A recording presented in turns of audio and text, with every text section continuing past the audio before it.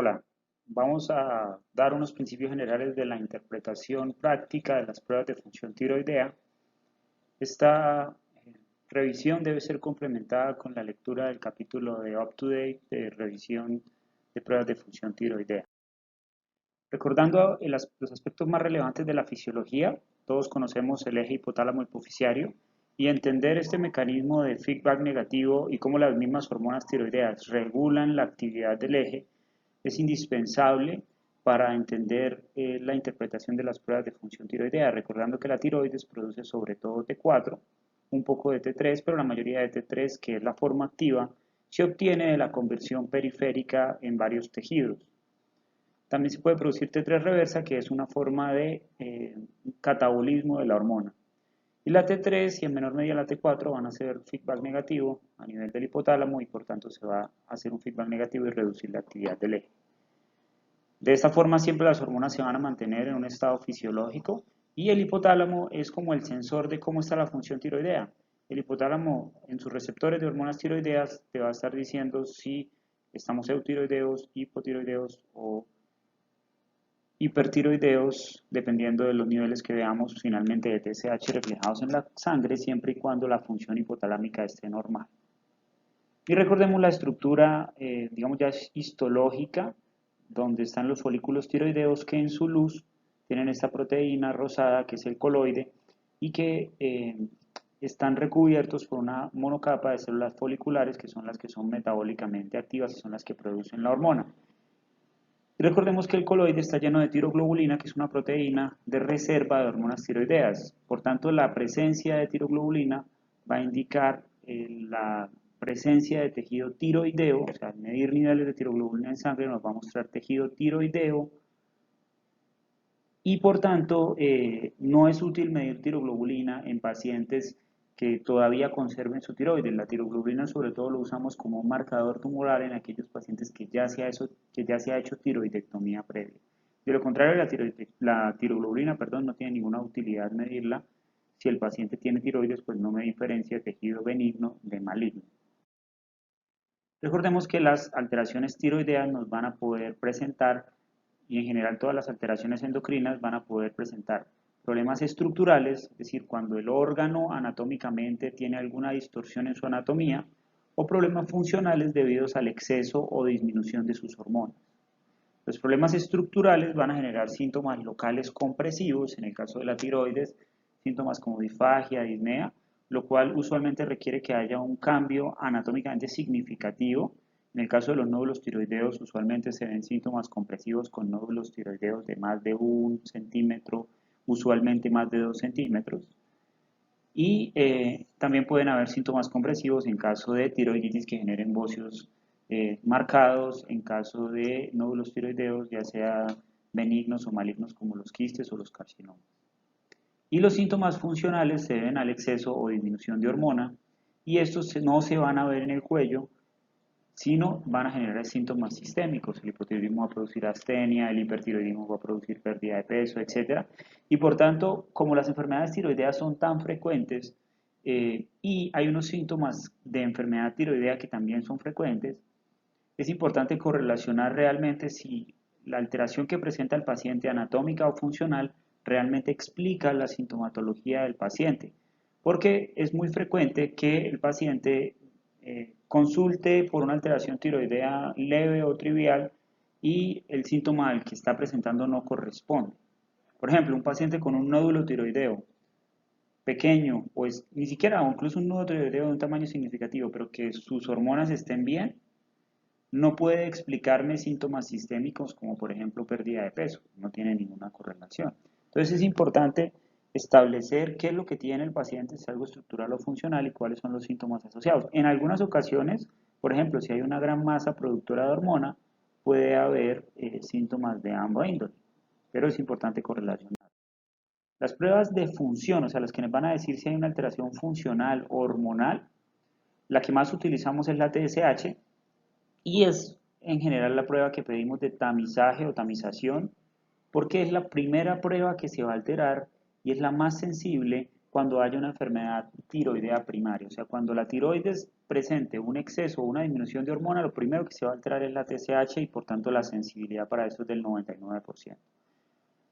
Los valores de TSH hay que recordar que pueden presentar algunas alteraciones o cambios normales con la edad, siendo normal que puedan llegar hasta 7 u 8 microunidades por mililitro a partir de los 75 años, y esa TSH puede ser normal en los pacientes adultos mayores.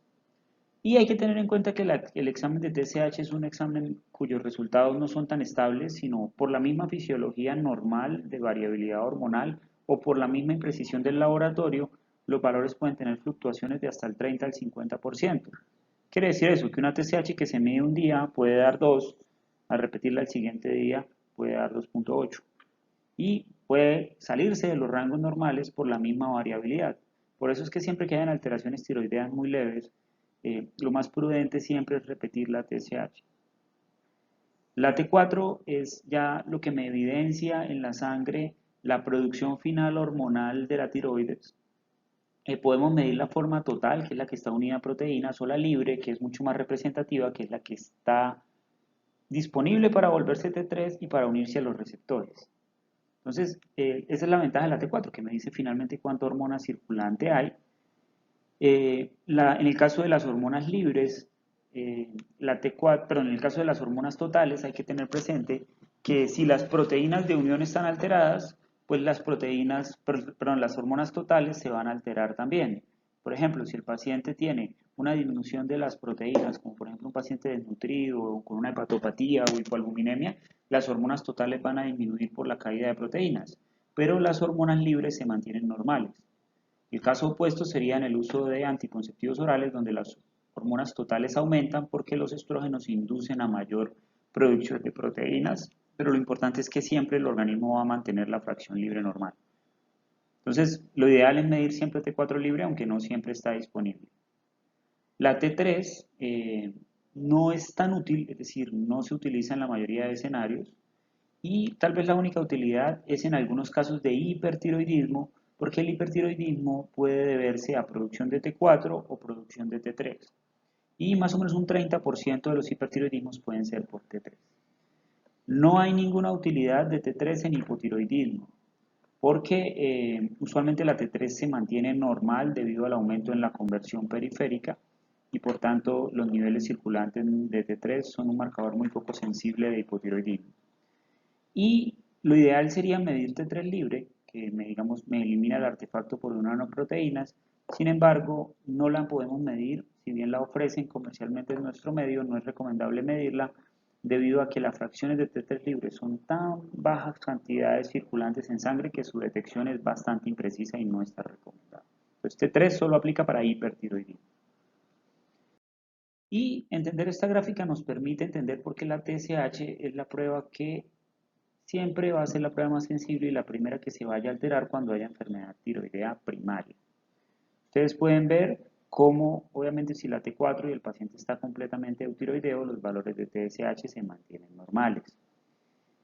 Sin embargo, a medida que los niveles de T4 van cayendo, aún en rangos normales de T4, la TSH ya empieza a aumentar. Es decir, a medida que el hipotálamo detecta algún grado de hipotiroidismo primario, así sea leve, la TSH ya comienza a aumentar. Y obviamente cuando ya la T4 está muy baja, los niveles de TSH se disparan como la respuesta normal, que no es directamente proporcional, sino es exponencial. Las respuestas del hipotálamo son muy exageradas para tratar de compensar. Entonces aquí vemos cómo en un caso de un hipotiroidismo subclínico, la T4 es un marcador un poquito más tardío de hipotiroidismo y lo primero que se eleva es la TSH, y ya cuando la T4 está francamente disminuida, ya en un hipotiroidismo manifiesto, la TSH tiene niveles muchísimo más altos, usualmente por encima de 15-20. Y al contrario, como cuando empieza a funcionar de más la tiroides, aun cuando los niveles de T4 libre no se alcanzan a detectar como elevados, ya el hipotálamo sensa eso y empieza a suprimir la TSH, en lo que sería un hipertiroidismo subclínico en un principio, y ya cuando la compensación del eje es insuficiente, ya los niveles de T4 libre o de T3 se van a ver aumentados en un hipertiroidismo manifiesto. ¿Listo?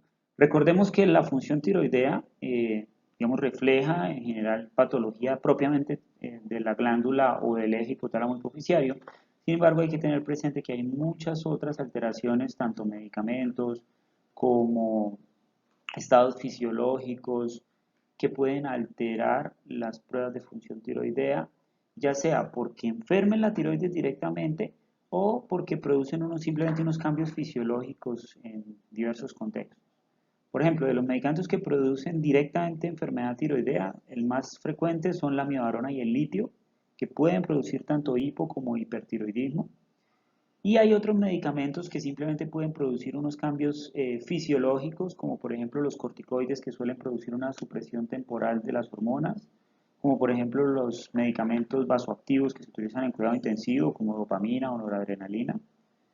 Y muy importante lo que vemos acá en la gráfica abajo, miren cómo las hormonas, esto es en un paciente que ha presentado un estrés, o sea, que ha presentado un evento como una hospitalización, una neumonía, un infarto, cualquier evento estresante, vean cómo las hormonas cambian y cambian bastante durante el evento estresante y pueden tanto subir como bajar dependiendo del momento de la estadía en el que se dé y dependiendo de la severidad de la enfermedad. Esto se conoce como el síndrome de eutiroideo enfermo o también llamado enfermedad no tiroidea. Y son alteraciones de laboratorio que ocurren de manera adaptativa en la tiroides en pacientes con enfermedades agudas. No se necesita tratamiento y no es una enfermedad propia de la tiroides, sino simplemente una respuesta fisiológica y por tanto no se recomienda pedir pruebas de función hospitalizada de manera rutinaria a menos de que uno sospeche algo de, de disfunción tiroidea, ya sea por la clínica o por los factores de riesgo del paciente. Y siempre es mejor cuando esté hospitalizado el paciente, hay que pedir todas las hormonas completas para poder entender mejor el perfil. Y si de pronto nos parece que el paciente está cursando como un eutiroideo enfermo o las pruebas diagnósticas no son muy concluyentes en la hospitalización, es mejor no tratar y esperar unas 4 o 8 semanas y lo más probable es que si las pruebas se alteraban por la hospitalización, se normalice. El eutiroideo enfermo no requiere tratamiento, sino simplemente manejar la enfermedad de base. Y otra fuente de alteración de las pruebas de función tiroidea es la ingesta de biotina. Creo que me pueden averiguar particularmente qué tipo de perfil produce eh, la biotina y por qué se alteran las pruebas de función tiroidea cuando el paciente usa biotina. Los anticuerpos es la otra forma, digamos, lo otro que podemos medir a la tiroides. Fíjense que los anticuerpos no me hablan de función, sino me hablan de actividad autoinmune. Los anticuerpos pueden estar altos y el paciente puede estar EU, hipo o hiper o hipotiroideo, pero los anticuerpos simplemente me muestran autoinmunidad. Lo que pasa es que hay algunos tipos de anticuerpos que son más fáciles de detectar en algunas condiciones o en algunos aspectos de la enfermedad tiroidea autoinmune. Por ejemplo, los anti-TPO, los antiperoxidasas son muy sensibles en la tiroiditis de Hashimoto y sobre todo son muy útiles en las formas subclínicas porque, como habíamos hablado, nos ayudan a detectar los pacientes que tengan más riesgo de progresión de su hipotiroidismo. Sin embargo, los anticuerpos también pueden ser positivos en pacientes sin hipotiroidismo. Eso no necesariamente quiere decir que el paciente está hipotiroideo, aunque sí tiene más riesgo de desarrollar. Los anticuerpos antitiroglobulina pueden ser positivos en diversos aspectos de enfermedad tiroidea autoinmune, pero sobre todo los utilizamos es para el seguimiento de pacientes con cáncer de tiroides. Si el paciente tenía anticuerpos previo al cáncer o si había desarrollado autoinmunidad tiroidea, lo que uno espera es que con remover el tejido tiroideo y con eliminar el cáncer, con yodo y con cirugía, el estímulo para la respuesta autoinmune debe disminuir y los anticuerpos deben caer. Y hay que tener presente que si los anticuerpos son positivos, los anticuerpos me van a interferir con la medición directa de la tiroglobulina, que es el marcador que utilizamos en el seguimiento de cáncer y por tanto, siempre que medimos tiroglobulina, medimos anticuerpos antitiroglobulina. No medimos casi estos para Hashimoto porque si bien pueden ser positivos, no están tan bien estudiados para factor pronóstico y su sensibilidad es menor. Y los otros anticuerpos que podemos medir, los medimos con menos frecuencia, son los anticuerpos directamente contra el receptor de TSH o anticuerpos conocidos como TRAPS. Estos anticuerpos son muy indicativos de la enfermedad de Graves.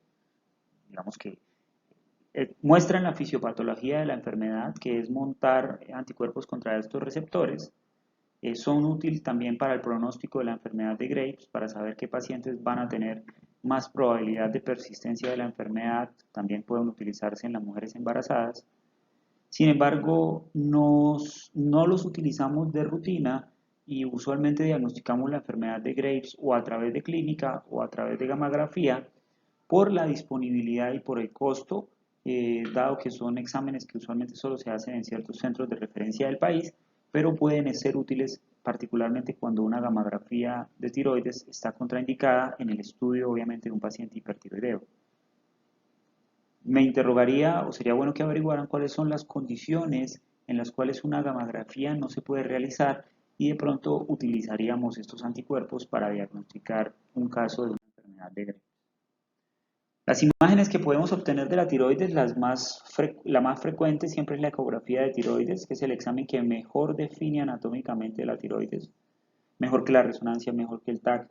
De hecho, cualquier estudio que esté alterado, digamos, de imagen, por ejemplo, de forma incidental, el estudio que hay que hacer para ver el detalle es la ecografía anatómica.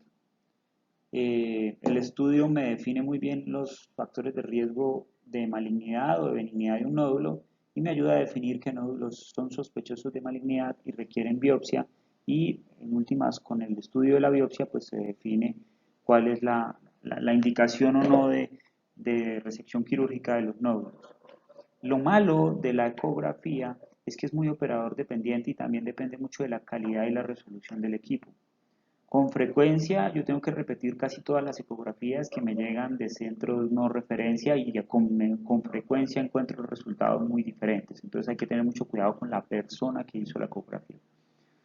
La gamografía de tiroides no es tan operador dependiente porque las imágenes son mucho más sencillas de interpretar, pero las imágenes de la gamografía son poco detalladas. La gamografía realmente no ofrece ningún detalle anatómico y por tanto la gamografía es más un estudio que me permite correlacionar la función de la tiroides, es decir, cuáles zonas están más activas metabólicamente, correlacionar esto con anatomía, es decir, en dónde están las zonas más o menos activas de la tiroides, pero detalles anatómicos para determinar el riesgo del nódulo tiroideo muy poco.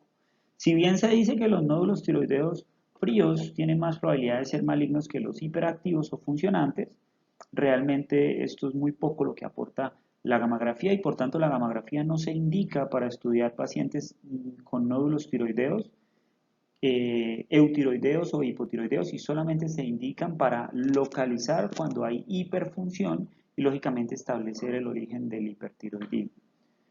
Si de pronto quisiéramos que la ecografía me mostrara algún detalle más funcional, es decir, si quisiera yo que la ecografía me ayudara al estudio de la función o del hipertiroidismo, habría que mirar el flujo Doppler de la ecografía, cosa que no lo realizan en todos los centros.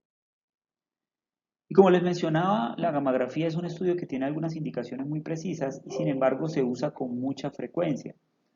Este fue un estudio realizado hace algunos años por el doctor Juan Durraga, donde se encontró que en nuestro medio, de cada 3 gamografías tiroideas solicitadas, solamente una era pertinente, es decir, 2 de cada 3 gamografías se pedían cuando no tocaba. Se pedían para estudiar nódulos no funcionantes, y para eso la gamografía no aporta mayor detalle. También podemos pedir para evaluar la tiroides lo que son marcadores tumorales.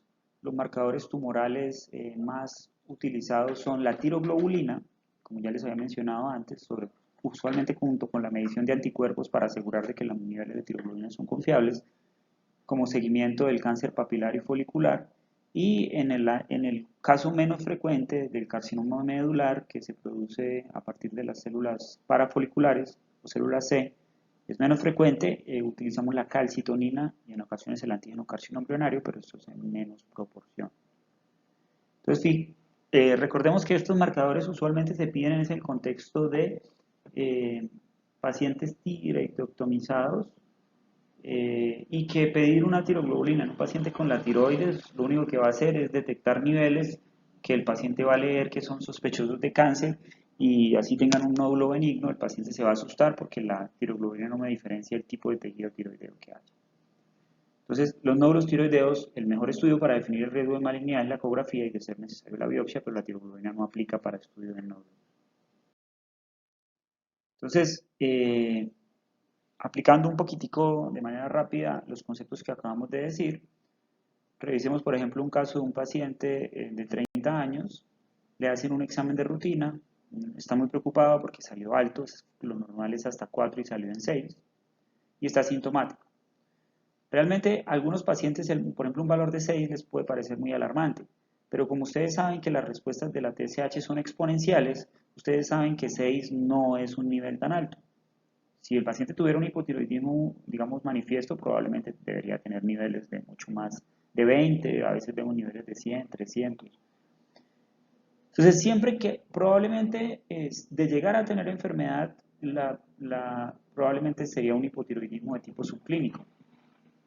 Sin embargo, ya hemos hablado que en todas las alteraciones de la función tiroidea leves, antes de considerar cualquier tratamiento, lo más prudente es repetir las pruebas en unos 4 a 8 semanas. Y cuando yo repito las pruebas, si ya la TSH, que era la de tamizaje, me salió alterada, pues yo aprovecho la medida T4 libre para hacer el diagnóstico completo. Y muchas veces es útil, si sospecho un hipotiroidismo subclínico y no sé si voy a necesitar tratarlo, a veces puede ser útil en la misma medición aprovechar y medir los anticuerpos anti-TPO. Estos sí son bastante fáciles de realizar, muy disponibles en la mayoría de laboratorios y económicos, y me podría ya tener el perfil completo y me podrían ayudar a definir si es necesario tratarlo. Pero solo con repetir las pruebas, ya lo habíamos hablado en la clase de hipotiroidismo, el 30% de las TSH salen normales y simplemente la elevación mínima fue por algún pico fisiológico o imprecisión del laboratorio. Entonces, alteraciones leves siempre hay que repetir. Entonces, digamos que este paciente se repitió las pruebas y no era un error de laboratorio, sino si la TSH sigue elevada, la T4 libre está normal y los anticuerpos anti-TPO que nos ayudan a predecir el riesgo de progresión hacia un hipotiroidismo manifiesto salieron positivos. Entonces, en este caso se trata de un hipotiroidismo subclínico, pero ya con la presencia de anticuerpos. Y llama la atención la elevación, aunque todavía no ha pasado el rango de 10, que es donde siempre se recomienda el tratamiento, sí llama la atención una tendencia hacia el aumento y ya con estos anticuerpos positivos, pues se justifica el tratamiento. Como se trata de un hipotiroidismo de tipo subclínico, pues probablemente iniciaríamos con dosis bajas de levotiroxina, típicamente entre 25 y 50. En esta paciente que está asintomático, yo incluso iniciaría con 25 porque la elevación de la TSH no es tan marcada y pues la paciente no tiene síntomas y quiero evitar que de pronto desarrolle alguna reacción adversa por exceso de dosis. Entonces, la TSH elevada con AT4 libre normal indica un hipotiroidismo subclínico que en la mayoría de casos no requiere tratamiento, pero tiene unas indicaciones puntuales para las cuales los anticuerpos anti-TPO pueden ser útiles para predecir la progresión. Este ya es un caso mucho más manifiesto con síntomas muy claros de hipotiroidismo, astenia, serodermia, intolerancia al frío, facies abotagadas, bocio grado 1, con un valor de TSH que muestra la respuesta exponencial del hipotálamo, del eje hipotálamo hipoficiario, y ya con unos niveles de T4 libre francamente disminuidos. Esto ya es un hipotiroidismo manifiesto que siempre requiere tratamiento. No es indispensable medir los anti-TPO en estos casos porque los anticuerpos pueden ser negativos o positivos. Lo más probable es que sean positivos porque la mayoría de enfermedades tiroideas autoinmunes, de la mayoría de hipotiroidismos son autoinmunes, pero no es obligatorio pedirlo, más allá de que queramos saber la causa. Y lo más importante en este paciente pues ya es tratamiento. Acá no hay que repetir las pruebas porque el resultado está muy alterado y es muy consistente con la clínica y con las dos hormonas. Y en estos casos se recomienda ya cuando el hipotiroidismo es muy severo iniciar dosis de suplencia plena, que en este caso sería de 1.6 microgramos por kilo. Entonces este es un perfil de hipotiroidismo manifiesto y no es necesario otros estudios. Ecografía se indicaría si hay alguna alteración a la palpación, sobre todo si sospechamos que hay nódulos, si de pronto el bocio es irregular y no sabemos si puede haber un nódulo o algún tipo de tumor asociado, pero la ecografía no me va a ayudar a saber si está hipo o hipertiroideo, para nada. Entonces no es de rutina realizar ecografía en todos los pacientes hipotiroideos y si es manifiesto la medición de anti-TPO. Este es un caso ya opuesto con una clínica que usualmente es mucho más específica y mucho más florida para caso de hipertiroidismo, palpitaciones, pérdida de peso, intolerancia al calor. Los síntomas de hipertiroidismo son mucho más fáciles de detectar y mucho más específicos, mientras que los de hipotiroidismo, a excepción de los casos severos, suelen ser mucho más vagos e inespecíficos. Y aquí vemos un paciente con bocio, no tiene orbitopatía ni dermopatía de Graves y tiene una TSH suprimida, claramente suprimida, como la respuesta del eje, ante una T4 libre y una T3 francamente aumentada. Recordando de que T3 es mejor pedir la total que la libre por la imprecisión de medir la libre. Entonces en este caso tenemos un hipertiroidismo. El error frecuente que yo veo en estos casos es que muchas veces los clínicos ante un perfil de hipertiroidismo deciden tratar inmediatamente con metimazol sin saber la causa, pero resulta que una de las causas más frecuentes de hipertiroidismo puede ser la tiroiditis y no es conveniente darle metimazol a una tiroiditis. Entonces, siempre lo que se hace ante un hipertiroidismo es iniciar beta bloqueo para control sintomático, que eso sí le va a servir a todos, y solicitar algún estudio para evaluar la causa. Se podrían solicitar anticuerpos TRAPS, sí, se podría solicitar ecografía Doppler, sí, pero por conveniencia el estudio más asequible en nuestro medio es la gammagrafía de tiroides, que sí nos va a mostrar cuáles son las zonas más funcionales y responsables del hipertiroidismo en este caso. Uno podría diagnosticar una enfermedad de Graves sin necesidad de exámenes como causa del hipertiroidismo en caso de que sí sea muy claro que es un Graves, cuando haya orbitopatía franca o cuando hay un bocio grado 2 o 3 difuso gigante. En ese caso, pues yo creo que ni siquiera habría que hacer la gammagrafía, pero de lo contrario, siempre es necesario estudiar la causa. Entonces, este es el perfil, ya sea por elevación de T4 o T3, porque recuerden que se puede elevar cualquiera de las dos, tenemos un hipertiroidismo manifiesto. Y aquí es el rol más importante de la gammagrafía. En casos, como les mencionaba, con clínica franca de enfermedad de Graves, ahí sí yo estaría de acuerdo con iniciar de una metimazol, porque claramente hay una hiperfunción de la tiroides cuando hay bocio gigante, orbitopatía o esta manifestación poco frecuente que quiero que me la revisen, que es el mixema pretibial. Y quiero que me revisen cuál es el origen fisiopatológico de todas estas alteraciones, o sea, por qué en la enfermedad de Graves es exclusivo y casi patognomónico que haya este compromiso ocular y dermatológico. La gammagrafía me va a mostrar entonces cuáles son las zonas más hiperactivas o hipoactivas, esas son algunas gammagrafías de mis pacientes. En el caso de acá podemos ver una tiroides difusamente hipercaptante, difusamente estimulada por anticuerpos de la enfermedad de Graves. Acá con algunos parches, con varios nódulos, es decir, un bocio multinodular con algunas zonas calientes y frías, y en este caso una zona única caliente con el resto de la tiroides apagado debido a que el eje está suprimido por un adenoma tóxico, que es un tumor único productor. Y muy importante reconocer que la gammagrafía nos va a permitir diferenciar de las tiroiditis. Las tiroiditis, el hipertiroidismo no se debe a hiperfunción de la glándula, sino se debe a ruptura folicular y a liberación de hormona preformada. Por tanto, y de hecho la glándula, ante la disminución de la TSH, la glándula está sintetizando menos hormona y por tanto en la gammagrafía de una tiroiditis o en la ecografía Doppler de una tiroiditis uno va a ver disminución de la actividad de la glándula o disminución del flujo y de la captación. Cuando tenemos una glándula hipoactiva, pero las hormonas están elevadas, eso es indicativo de una tiroiditis, y ustedes me van a averiguar cuál sería el otro potencial diagnóstico diferencial cuando la tiroides está hipocaptante.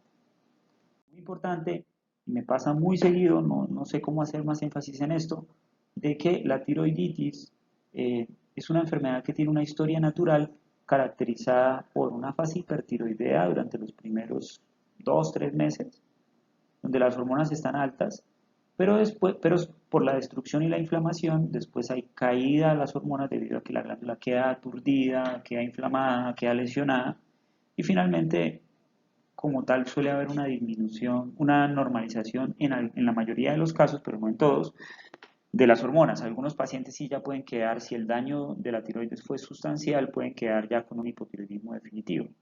Entonces es muy importante que reconozcamos que la tiroiditis tiene todas estas fases y que en todas estas fases las hormonas van a subir y luego bajar.